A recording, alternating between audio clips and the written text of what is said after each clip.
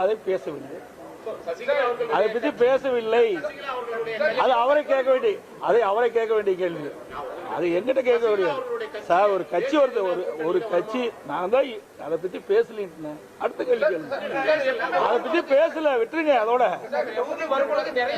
அதாவது அது காது மூக்கு வச்சு ஏதாவது இருக்குன்னு பாக்குறீங்க, அதெல்லாம் வேண்டாம் சார்.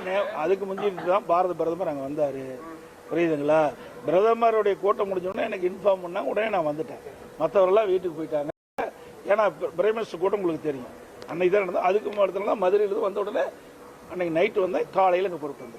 இதில் ஒன்றும் இது கிடையாது. எங்களை பொறுத்த வரைக்கும் சுமூத்தா மிக சிறப்பா எழுச்சிய கூட்டணி அமைஞ்சிருக்கு. விரைவாக ஆரம்பிக்கப்படும். என்னென்ன தேர்தல் என்ன அறிவிக்கலையே, தேர்தல் அறிவிச்சா தானே கூட்டணி. தேர்தல் தேதி அறிவிக்கல, எங்க கூட்டணி சுமூகமா இருக்குது, எதை பத்தி கவலைப்படல. திமுக கூட்டணி குழப்பம் இருக்குது.